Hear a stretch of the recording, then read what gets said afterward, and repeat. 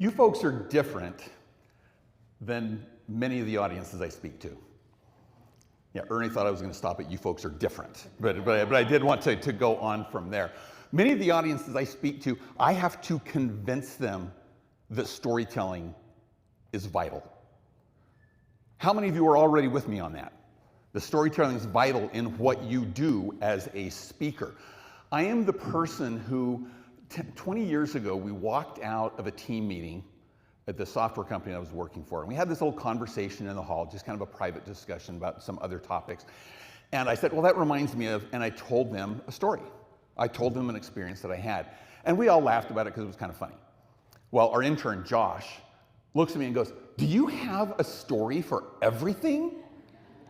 And I said, well, what do you mean? And he said, well, it doesn't matter what topic comes up. You always have a story to illustrate the point. And I went, well, I guess I kind of do. I thought that was normal. And this group, you think that's normal. There's a lot of people who don't. So I don't need to spend a lot of time today compelling you that storytelling is important. What I want to talk about is why it works, why it's so important for us, and understanding why it works can help you as you develop your stories that you use to teach, lead, and inspire as you speak from the stage. I think you're in the same camp as me, where you have the bumper sticker that says, I love stories. If not on your car, at least on your heart. You have that bumper sticker that's there. Well, I'll tell you, everybody loves stories. It is human to love stories. We just don't often want to admit it, and understanding why, again, can help you to reach your goals as a keynote speaker. So I want to go to a little bit of background on the impact and the power of stories, and then get into some science around why storytelling is effective. Now, I'm not going to geek out on you too much on research, just a little bit of geeking out. Small geeking out as we get into this. One of my favorite studies was done by Drs. Ray Price and Joanne Martin. They took 3 groups of graduate students and they gave them the same information, but they gave it to them in 3 different ways. The first group, they just shared the information with them verbally. They basically did a data dump. You see that in the businesses you work in? That ever happen? Yeah. The second group, they went a step further. And they gave them the information, but they also showed it to them in charts and graphs. This is a leadership principle right here, right? Charts and graphs. Thinking that this is going to make your message more impactful. I had a CEO one time who wanted to spend 30 minutes in front of 100 software engineers sharing charts and graphs and explaining to them the importance of EBITDA. Now, if you don't know what EBITDA is, it's earnings before interest, taxes, depreciation, and amortization. And it's about as interesting as it sounds. And I told him, you've got to help these people understand how that connects to their world. And he said, no, they've got to get it. They'll figure it out. I'm like, no, they won't. And they didn't. Snooze fest for 100 software engineers. Okay, back to the study. The third group, they gave the information to them in the form of a story. Now, you and I and the researchers pretty much anticipated which of those 3 was going to win. That when they tested a couple of weeks later how much people remembered and how accurately they remembered it, absolutely storytelling won. There were a couple of findings that I found really interesting, and the researchers did too. Number 1, there was no statistical difference between the first 2 groups in how well they remembered the information. The charts and graphs didn't make a difference. They found that the people who got it in the form of a story remembered more of the information, remembered it more accurately, and then this was the other surprising finding. They found that information more credible. Don't you want those 3 results when you speak? Don't you want your audiences to remember more, remember it accurately, and find that information more credible? That's the power of story. There was another study done by Chip and Dan Heath, the authors of the book Made to Stick, and it's reported in this book. They didn't go 3 groups, they just went 2. They gave people information in the form of a story. They gave some people the information, just the information in a data dump. Now, when hearing the information verbally, what percentage of people did you suspect remembered that information accurately 1 day later? We're talking 24 hours. Somebody take a guess. What percent? 10%. 22, 16. I love the optimism. Yeah, the answer is 5. 5% of the people remembered it accurately 24 hours later.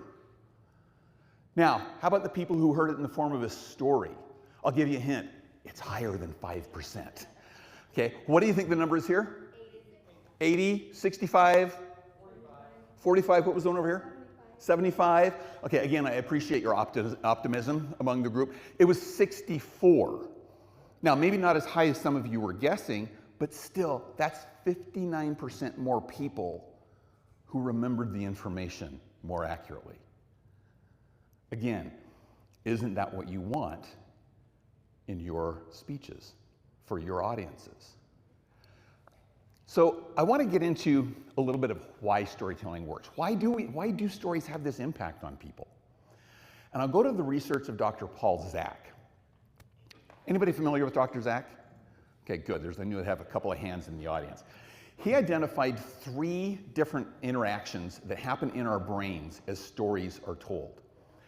And it makes this point that neurologist Donald Cowan has made, that the difference between reason and emotion is that reason leads to conclusion, emotion leads to action. Now, as a speaker, which do you want? Do you want conclusions or do you want actions from your audience? It's a trick question. You want both. You actually want both. So you do want to share information that will help people come to a conclusion. But if you don't have the power of the emotion with the story, they don't go to action. So Dr. Zak identified these 3 changes that happen in people's brains as they're listening to your stories. If it's a well-told story, it's going to introduce relatable characters in a relatable situation. And when that relatability comes across to your audience, they will get an increase in oxytocin in their brain. What is oxytocin known as? Anybody know? Yeah, the feel-good or the trust hormone, the happiness hormone. And so it increases their trust. Don't you want your audiences to trust you? This is a great reason to use stories. When you introduce some kind of conflict or risk in your story, they get a slight increase in cortisol. Now, cortisol in small amounts helps people focus and pay attention more. In large amount, it induces stress. So you want small amounts of cortisol. You've experienced this when you've been driving, if you've ever been cut off in traffic. I mean, if you've ever driven, period, because that will happen to you. And all of a sudden you realize, ooh, that could have been an accident. And your attention is really focused for a little while. The third change that Dr. Zak identified in people's brains when they hear well-told stories is they get an increase in the neurotransmitter dopamine. Now, how else can you get dopamine? Anybody know? Okay, exercise, video, when you level up in a video game, drugs, a little bit of dark chocolate. That's better than drugs. I'm going to say that that's a better option than drugs. Even checking something off on your to-do list, you get a little bit of dopamine. It's that satisfaction of accomplishment.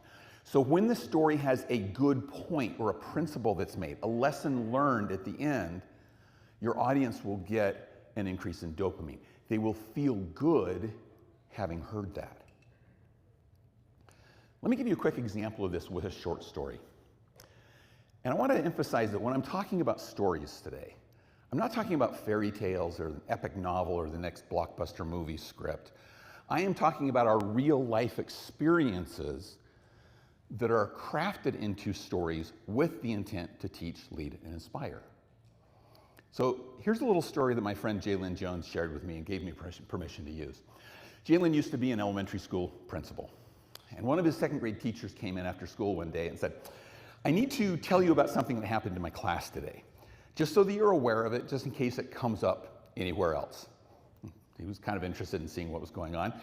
The teacher sat down and said, I had my class working on a little writing assignment.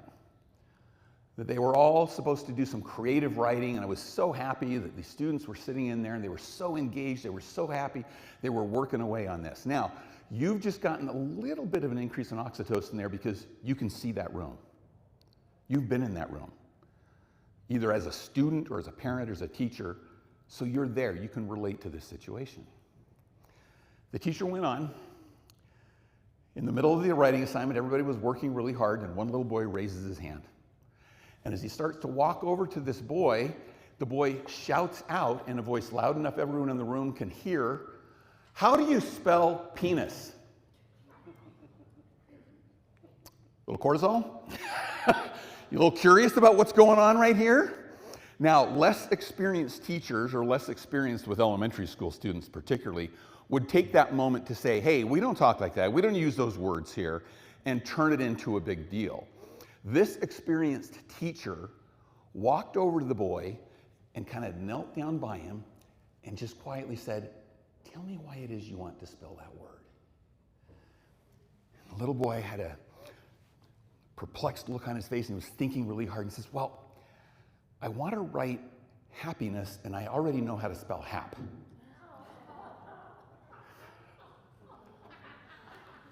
Dopamine. Okay? And what a great lesson about not judging too quickly why people are doing what they're doing, even if it seems odd or unusual in that moment. Okay? You will remember that story, won't you?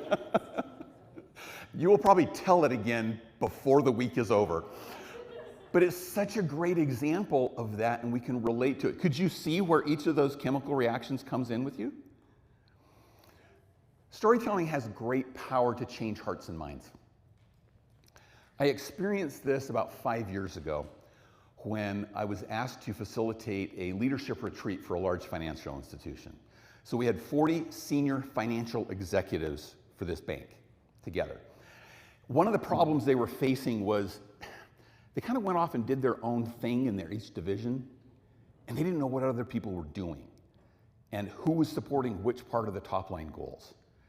And so I thought storytelling is a great way to help people understand what we're doing and understand each other better. So I taught them the principles that I taught you, and including how do you craft your experiences into stories. And I started getting looks like this. Now, in your mind, I want you to caption that face. What's the thought bubble coming out of that head? To me, you don't have to say it out loud, but to me, it was, stories? Seriously? You're asking me to tell stories. We actually had a little break between when I taught them this and we had another activity scheduled, and I was texting my co-author of the book, Master Storytelling, Daryl, I don't think they're buying it. I don't think this is going to work. After the break, I had them get into small breakout groups by division. And I gave them this assignment.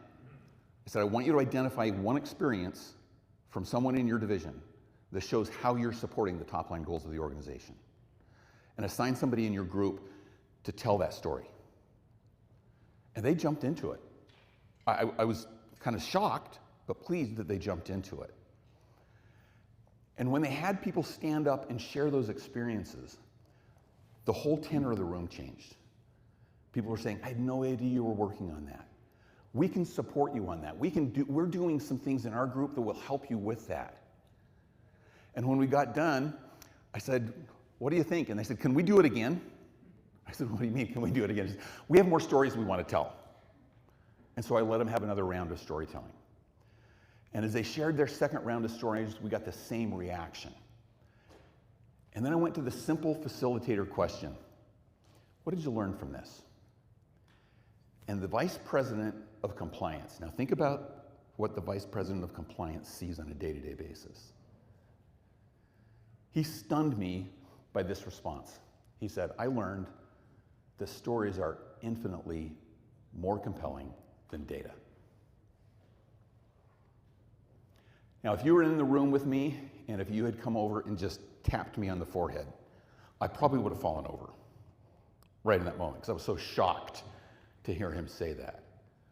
But my friends, stories have this powerful impact to change hearts and minds, and to lead people to not only understanding, but also to action. I have a couple of items in the auction. There's some copies of our book. I have a seat in our upcoming Master Storytelling workshop, if you're interested in learning more there. At very least, please connect with me. I'd love to connect with all of you. LinkedIn is my primary platform. master-storytelling.com is the website, and we have some free resources there.